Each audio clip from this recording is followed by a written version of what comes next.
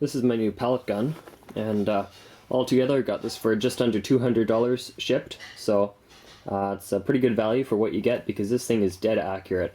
I'll give you a little accuracy test later on, but I know from about 25 feet back I could shoot every single pellet into a little circle about maybe that big if I'm standing up, and if I'm down in a sniping position, I could probably shrink my grouping down to about that big. Seriously, you'll have to see later on, but anyways, for now I just want to show you everything I've done to this gun since I purchased it. How it comes out of the box. It doesn't come with a paracord wrapped around the end, and by the way, that doesn't do anything for performance, that's just for looks. Sort of like this bracelet. Love this thing as well. Anyways, the gun comes, it looks pretty much like that, so everything minus the sight, and also doesn't come with a steel breech. It comes with a little plastic breech with a brass bolt, instead of the solid steel breech with the steel bolt. Yeah, that's how the gun comes. The gun itself is about $70, and sorry, by the way, it's the Crossman 2240, and it shoots .22 cal pellets. I'll show you those in a second though. And it runs on just a regular 12-gram CO2 tank, but again, I'll show you those in a minute. Yeah, the gun itself is about $70, and I'll put links in the description if you're in Canada. I'll show you where I got it. And if you're in the States, I don't know, there are tons and tons of places you can purchase these from for really cheap. And then this breech is $40, so again, pretty good value for what you get. It's a solid steel breech, all milled out, and a steel bolt, of course. And it just pulls back like that, clicks back into place, and then you just pull the trigger to fire. So yeah, and then this sight, I'll show you the sight quickly. Let me just flip off my lighting. There we go. Picture's probably going to be pretty grainy, but this will just let you see it a little bit better. Flip the green on here. There's a little green dot. Fairly bright. Got this sight for about $30 off of eBay. That's pretty good. And then you also need I'll show you the red quickly. Just like that. You can also adjust the different type of, you can change it to a little crosshair. I don't personally change these because I believe that it almost shifts the filter around ever so slightly. So I set it at the dot and I haven't touched it for days. I don't want to muck around with that and possibly mess up my accuracy. As it is right now, it shoots really, really nicely, but yeah, for these $30 sights, they're not built to perfection. I mean, they're built pretty well, but they're not going to be military grade by any means. And then this little rail adapter that converts it from, I believe it's like the 10mm rail to a 20mm rail. I think that was like $10 shipped, and it's made out of aluminum. And by the way, the sight is also made out of aluminum. Everything, this part here has a little lens in there. Pretty nicely constructed. Of course, this barrel is steel, and it's all rifled, and it's almost 8 inches long, which is really, really long. So that's what gives you the tremendous velocity and accuracy of this gun, because I believe it shoots, this one as it is right now shoots at around 500 FPS. As they come, they shoot at around 480, but I've heard that the steel breech does increase the FPS by like 20 to 30, so you know, that's always a bit of a plus.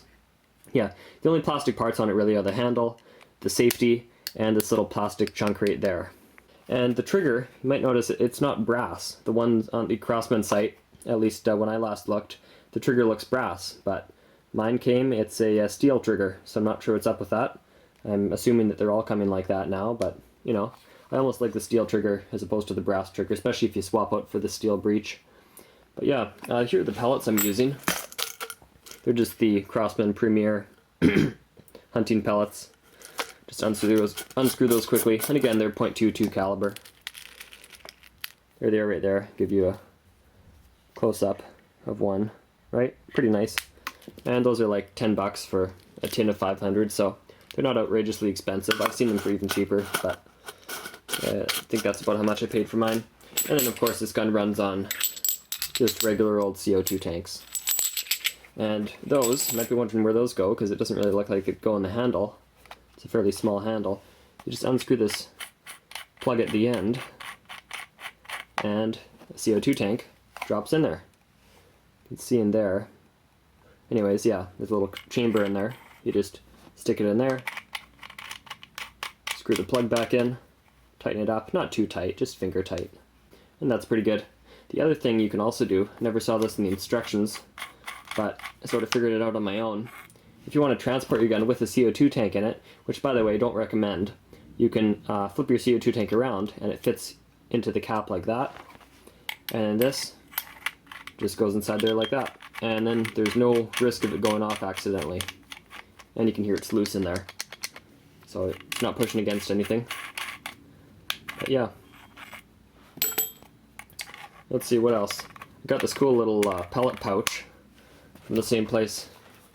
This is like $4, again made by Crossman. It's pretty nicely constructed. And I'd use this all the time. Definitely recommend getting one of these. They're pretty much necessary.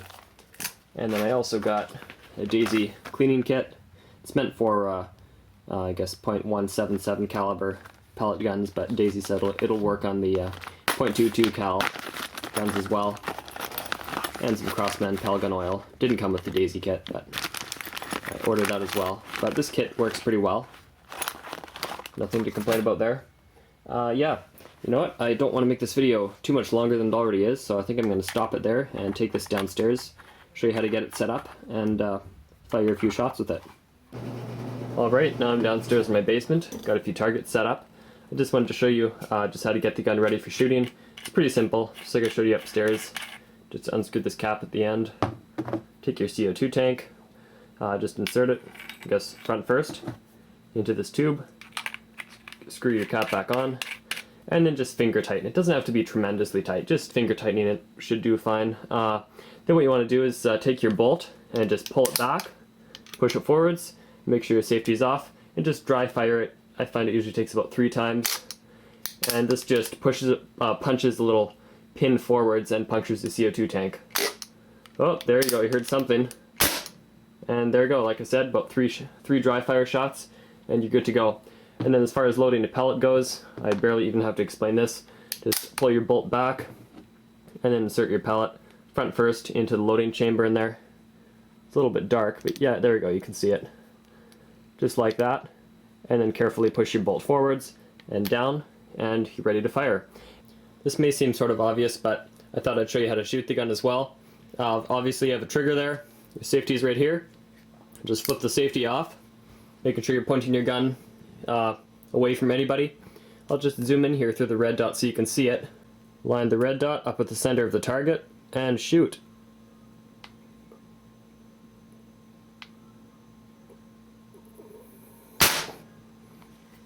And you can see that's like 1 thumb's width away from the center of the target, and that's from the by the way, that's from the full 25 feet back that they use in the Olympics. So that's pretty good.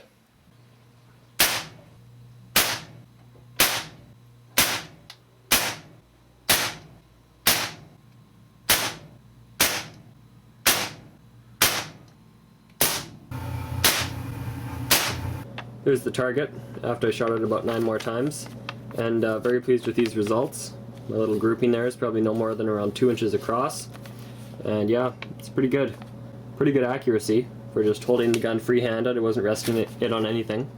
For a sub $200 gun, you just can't beat it. That's great. Anyways, now I'm going to get rid of the target and shoot some tin can lids. And here we go. You just aim it. Of course, make sure your safety is off when you shoot it, or else it won't work. And just like that. Just load another pellet into it. Look at that, 2 for 2. Okay, time to make this a little more challenging. I'll go for one of these small guys. Zoom in a little bit more here. Oh, look at that, 3 for 3. And that little tiny piece of tin there that I just shot, it's probably about the size of like, it's probably about that big. Not that far, not that big. And that's just from like 25 feet back. There's a bit of a distance for you. It's pretty good. Try a few more here. Alright, let's go for that one on the angle. Oh, 4 for 4. I'll shoot a couple from farther back so you can actually see what the gun looks like when it fires. Ooh, not quite.